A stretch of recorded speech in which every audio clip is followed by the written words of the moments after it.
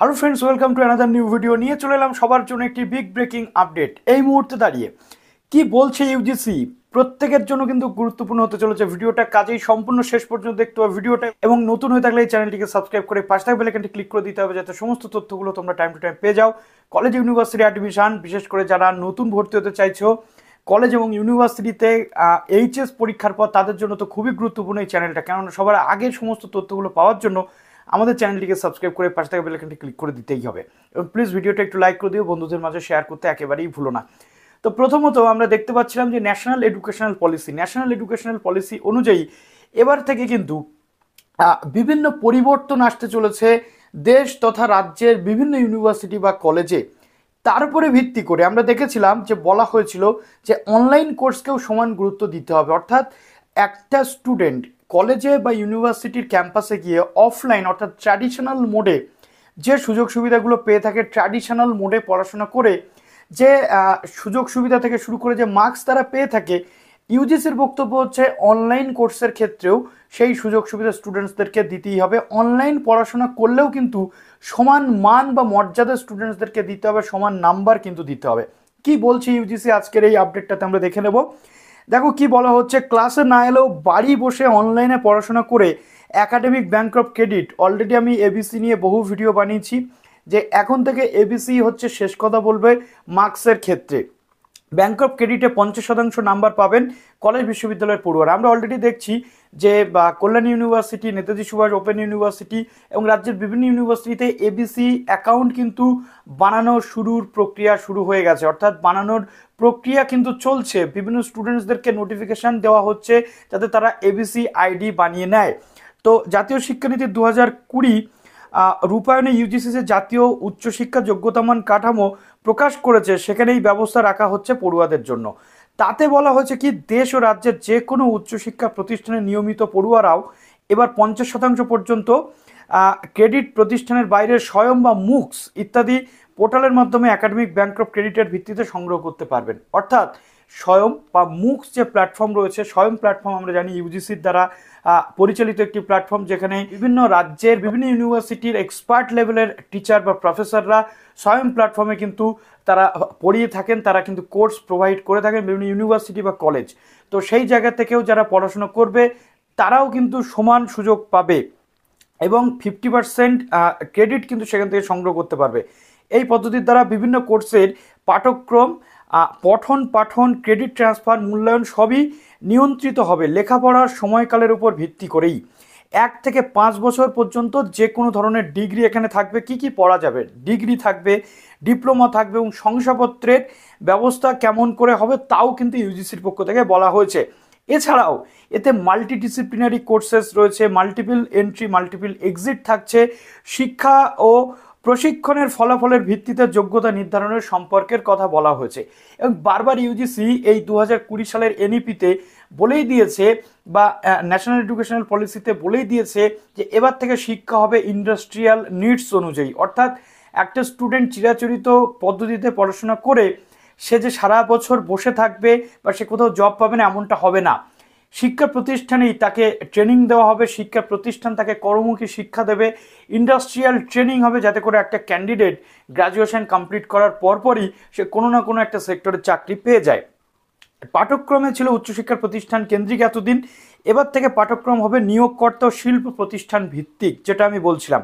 বাজারের চাহিদা মাফিক পাঠ্যক্রম হবে, এতে শ্রম বাজার ও শিক্ষার অমিল দূর করা যাবে। অর্থাৎ এতদিন আমরা কোনো একটা টপিক বা সাবজেক্ট পড়েছি যেটা শুধু আমরা পুঁথিগত নলেজ নিজেদের মধ্যে নিয়েছি, সেখান থেকে কোনো ফলাফল আমরা কিন্তু সেই অর্থে পাইনি। এবার থেকে মার্কেটের নিডস অনুযায়ী, মার্কেটের চাহিদা অনুযায়ী আমাদেরকে পড়াশোনা কিন্তু করানো হবে। দ্যাট মিনস আমরা যদি আর্টসের ক্যান্ডিডেট হই, আর্টসের বিভিন্ন সাবজেক্টের মধ্যে এমন কিছু ইনক্লুডেড থাকবে যাতে করে শিল্প ক্ষেত্রে বা বিভিন্ন ইন্ডাস্ট্রি বেসড আমাদের নলেজ আমরা নিতে পারি। বোঝা গেল বিষয়টা? কি মনে হচ্ছে এখন পর্যন্ত? কমেন্ট সেকশন জানাও। বাজারের চাহিদা মাফিক হবে, নয়া নীতি অনুযায়ী কোয়ালিফিকেশন বা যোগ্যতা হলো একটি নির্দিষ্ট স্তরের শিক্ষা বা প্রশিক্ষণের আনুষ্ঠানিক স্বীকৃতি, যেমন শংসাপত্র, ডিপ্লোমা এবং ডিগ্রি। কোর্সের সফল সমাপ্তিতে প্রকাশিত শিক্ষার ফলাফলের ভিত্তিতে শিক্ষার্থীরা এই স্বীকৃতি পাবেন। অর্থাৎ কোয়ালিফিকেশান বা যোগ্যতা যাই কিছু হোক না কেন, সেটা একটা স্টুডেন্টসদের স্বীকৃতি, যেই জিনিসটা নিয়ে তারা ভবিষ্যতে কোথাও না কোথাও কোনো না কোনো ইন্ডাস্ট্রিতে কাজে লাগাতে পারবে, নির্ধারিত হবে নির্দিষ্ট মানদণ্ডের ভিত্তিতে।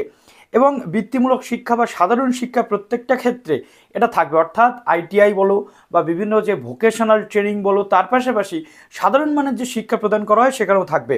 উচ্চশিক্ষা বর্ষ শুরুর মুখে নির্দেশিকা সম্পর্কে রাজ্যের শিক্ষা মহলের মধ্যে ভিন্ন মত। এবার আমাদের রাজ্যের বিভিন্ন উপাচার্য থেকে শুরু করে বিভিন্ন যে শিক্ষা মহল রয়েছে তারা কি বলছে সেটা দেখে নেব। আবুটার সহসভাপতি তরুণ কান্তি নস্করের বক্তব্য, ন্যাশনাল হায়ার এডুকেশন কোয়ালিফিকেশন ফ্রেমওয়ার্কের বিরোধিতা করছি ও বাতিলের দাবি জানাচ্ছি। স্বয়ং ও মুক্সের মাধ্যমে মূল্যায়নে প্রাতিষ্ঠানিক শিক্ষা গুরুত্বহীন হয়ে পড়বে। অর্থাৎ তাদের বক্তব্য হচ্ছে যে অনলাইন শিক্ষা প্রদান করে কোনো ক্যান্ডিডেট বা অনলাইন শিক্ষা নিয়ে যদি কোনো ক্যান্ডিডেট সমান গুরুত্ব পায় বা সমান মর্যাদা পায়, তাহলে প্রাতিষ্ঠানিক শিক্ষা বা অফলাইনের শিক্ষার যে চাহিদা বা গুরুত্ব সেটা কমতে শুরু করবে। তবে অফলাইন শিক্ষার কিন্তু মান কোনো মতেই কমা সম্ভব নয়, কারণ অফলাইন শিক্ষা প্রতিষ্ঠান বা অফলাইন পড়াশোনার গুরুত্ব কিন্তু সর্বাগ্রে একেবারে বলতে গেলে অসাধারণ জায়গাতে থাকে। আমরা দেখেছি যে অফলাইন পড়াশোনার কোনো বিকল্প এখনো পর্যন্ত কিন্তু খুঁজে পাওয়া যায়নি, এটা আমাদের মাথায় রাখতে হবে।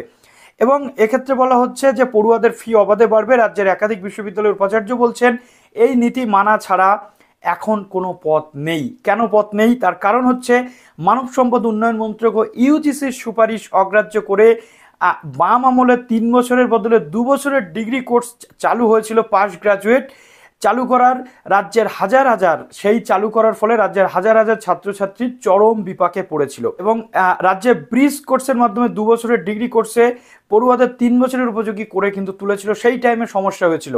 নয়া জাতীয় শিক্ষানীতি কার্যকরের রাজ্যের তরফে গঠিত কমিটির একাধিক সদস্যের কথায় রাজ্যের সাহায্যপ্রাপ্ত বিশ্ববিদ্যালয়ের মধ্যে 15টি সাহায্যপ্রাপ্ত বিশ্ববিদ্যালয় আমাদের জানিয়েছে এবং 2023 শিক্ষাবর্ষ থেকে এনইপি পশ্চিমবঙ্গে হুবহু কার্যকর করা হোক, এটা তারা বলছে। বাকিরা আগামী বছর থেকে কার্যকরের জন্য সময় চেয়ে নিয়েছে। তবে সব কর্তৃপক্ষের আশঙ্কা সংসদে এই বিল যেহেতু পাশ হয়ে গেছে, এখনই বিরোধিতা করার কোনো অবস্থায় নেই। রাজ্য উল্টো পথে হাঁটলে 2017 সালে 2027 সালে স্নাতক উত্তীর্ণ পড়ুয়ারা জাতীয় স্তরের শিক্ষা প্রতিষ্ঠানের ভর্তি ও নিয়োগে সমস্যায় পড়বে। অর্থাৎ বলা হচ্ছে এই যে অনলাইন শিক্ষার মাধ্যমে যে 50% ক্রেডিট নেওয়া এবং এই সুযোগ সুবিধা পাওয়া, এটা যদি আমাদের রাজ্য সরকার না মানে সেক্ষেত্রে কিন্তু প্রবলেম হতে পারে 2027 সাল পর্যন্ত। যেহেতু এখন 2023 বা 24 সাল, 27 সালে গিয়ে এই ক্যান্ডিডেটগুলো গ্র্যাজুয়েশন কমপ্লিট করবে, এই সিস্টেম যদি তারা না মানে তাহলে কিন্তু পরবর্তী ক্ষেত্রে 27 সাল বা তার পরবর্তীতে জাতীয় শিক্ষা বা ন্যাশনাল লেভেলের ইউনিভার্সিটিতে পড়াশোনার সুযোগ বা এই ডিগ্রি নিয়ে দেশের বিভিন্ন স্তরে যে পড়াশোনার সুযোগ বা দেশের বিভিন্ন স্তরে চাকরি বাকরির সুযোগ থেকে কিন্তু স্টুডেন্টসরা বঞ্চিত হতে পারে, এমনটা মনে করছেন আমাদের রাজ্যের বিশ্ববিদ্যালয়ের উপাচার্য থেকে শুরু করে বিভিন্ন শিক্ষা মহল। তো কি মনে হচ্ছে আপনাদের কমেন্ট সেকশনে জানাতে ভুলবেন না। তবে হ্যাঁ, বাড়িতে বসে অনলাইনে যদি সঠিকভাবে পড়াশোনা আপনারা করে এই ডিগ্রি বা ডিপ্লোমা হাসিল করেন এবং মার্কস পান, তাতে ভুলের কিছু নেই, এটা আমার ব্যক্তিগতভাবে মনে হচ্ছে। তো চলুন ভিডিওটা এখানে শেষ করলাম। কমেন্ট সেকশনে জানাতে ভুলবেন না আপনাদের কি মনে হচ্ছে। Best of luck.